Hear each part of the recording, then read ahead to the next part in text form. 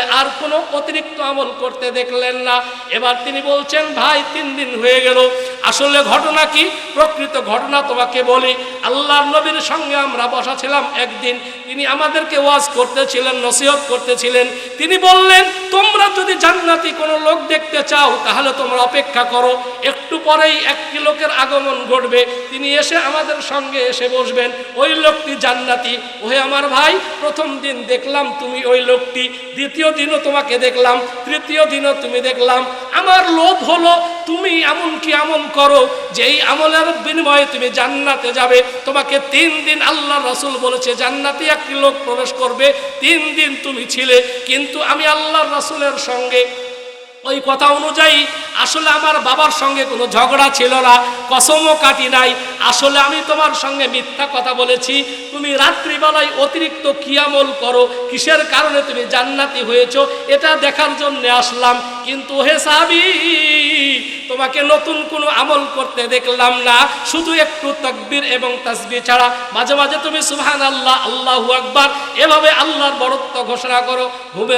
ঘুমের মধ্যে যখন পাশ ফিরো তখন আল্লাহর বড়ত্ব ঘোষণা করেছো, সুবহানাল্লাহ বলেছো, আলহামদুলিল্লাহ বলেছো। এই তাসবিহ, তাকবীর এবং তাহমিদ ছাড়া অতিরিক্ত কোনো আমল করতে দেখি নাই। সুতরাং এইটা এজন্যই আমি আসলে দেখতে এসেছিলাম তুমি কি আমল করো, কি আমল করার কারণে তুমি জান্নাতে গিয়েছিল। এই বলে যখন আব্দুল্লাহ ইবনে আমর ইবনে আস রাদিয়াল্লাহু তাআলা আনহু চলে যাচ্ছিলেন, এবার ওই সাহাবী পিছন থেকে ডাক দিয়ে বলছে, ওহে আব্দুল্লাহ, দাঁড়াও দাঁড়াও দাঁড়াও, তুমি আমাকে যা দেখেছো এটাই সঠিক দেখেছো। আসলে আমি অতিরিক্ত কোনো আমল করি নাই, কিন্তু একটা অতিরিক্ত আমল করি, যেই আমলটা তুমি চোখে দেখো নাই। সেই আমলটা হচ্ছে আমি যখন ঘুমিয়ে যাই, বিছানাতে যখন শুয়ে পড়ি, শুয়ে পড়ার সময় আমি আমার সারাদিন মানুষের সঙ্গে চলাফেরার ক্ষেত্রে, পরিবারের সঙ্গে চলাফেরার ক্ষেত্রে, আত্মীয়তার সঙ্গে চলাফেরার ক্ষেত্রে কেউ যদি আমাকে কষ্ট দিয়ে থাকে, কারো মাধ্যমে যদি কষ্ট পেয়ে থাকি, সমস্ত মানুষকে আমি আমার অন্তরের অন্তঃস্থল থেকে সবাইকে ক্ষমা করে দিই, মাফ করে দিই। কোনো ব্যক্তি সম্পর্কে আমার অন্তরে কোনো বুগজ এবং হাসাদ, হিংসা থাকে না। আমি হিংসা সবগুলো হিংসাকে উজাড় করে দিয়ে, মানুষকে ক্ষমা করে দিয়ে আমার অন্তরটা ফ্রেশ করে আমি ঘুমিয়ে পড়ি। এবার আব্দুল্লাহ ইবনে আমর ইবনে আস রাদিয়াল্লাহু তাআলা বলছে, আমি বুঝেছি ওহে সাহাবী, তোমার অন্তরে হিংসা বিদ্বেষ নাই, এজন্যই তুমি জান্নাতি। বলেন সুবহানাল্লাহ। লম্বা হাদিস যাই না, বুঝলেন কি বুঝলেন না? হ্যাঁ, লম্বা হাদিস। আসলে মূল কথা হলো 3 দিন যে বললেন একটু পরে একটি লোক আসবে, ওই লোকটি জান্নাতি। এই লোকটি আসলে হিংসুক ছিল না। ঘুমিয়ে যাওয়ার আগে সমস্ত মানুষকে ক্ষমা করে দিতেন, মাফ করে দিতেন, ফ্রেশ অন্তর নিয়ে ঘুমাতেন। আল্লাহর নবী মুহাম্মদুর রাসূলুল্লাহ সাল্লাল্লাহু আলাইহি ওয়াসাল্লাম বলছেন, কোন ব্যক্তির অন্তরে 2টা জিনিস একসঙ্গে থাকতে পারে না। সেটা কি? আল ঈমান ওয়াল হাসাদ, ঈমান আর হিংসা একটি মানুষের অন্তরে কখনো থাকতে পারে না।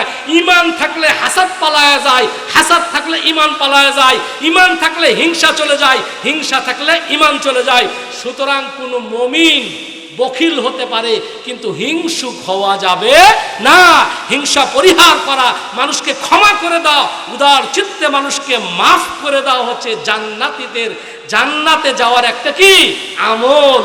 আল্লাহ রাব্বুল আলামিন আমার সবাইকে সেই জান্নাতে যাওয়ার আমলগুলো করার তৌফিক দান করুন। আয়াত পড়েছিলাম, আয়াতটি বলে শেষ করব। আল্লাহ বলছেন, ওয়া'আদাল্লাহুল মুমিনিনা ওয়াল মুমিনাতি জান্নাতিন তাজরি মিন তাহতিহাল আনহার খালিদিনা ফিহা। আল্লাহ মুমিন নর এবং নারীদেরকে এমন এক জান্নাতের ওয়াদা করছেন, যেই জান্নাতের তলদেশ দিয়ে নহর প্রবাহিত। সেখানে এই জান্নাতে তারা থাকবে চিরস্থায়ী, সেখানে চিরস্থায়ী সেই জান্নাতে থাকবে।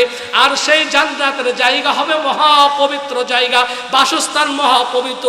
ওয়ারিদওয়ানুম মিনাল্লাহি আকবার, এর চাইতে সব চাইতে বড় কথা হলো আল্লাহর রেজামন্দি। সুতরাং আমার বাবাজিরা, মা এবং ভগ্নীরা, আমরা যদি আল্লাহর সন্তুষ্টির কাজ না করি, আমরা যদি ভালো আমল না করি, সওয়াবের কাজ না করি, কোনোদিন জান্নাত জান্নাতে যেতে পারবো না। আমরা শপথ নিব আজ থেকে আমরা আমল 5 ওয়াক্ত সালাত পড়বো। কি করবো? 5 ওয়াক্ত নামাজ পড়ব। নামাজ ছাড়া জান্নাতে যেতে পারবেন না। তাহলে যে আমলগুলো কি কি বলেছিলাম উপসংহার শেষ করে দিই।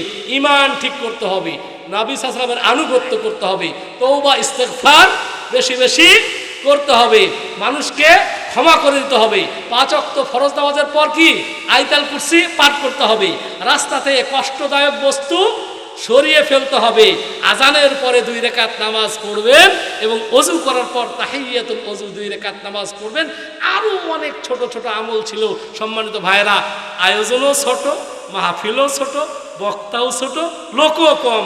আজকে আর নয়, আবার যদি কখনো দেখা হয় ইনশাআল্লাহ তাআলা আবার প্রাণ খুলে, আশা করি আপনারা আলোচনা প্রাণ খুলেই শুনছিলেন। আলহামদুলিল্লাহ, আল্লাহ যদি আবারও কখনো তৌফিক দান করে বেঁচে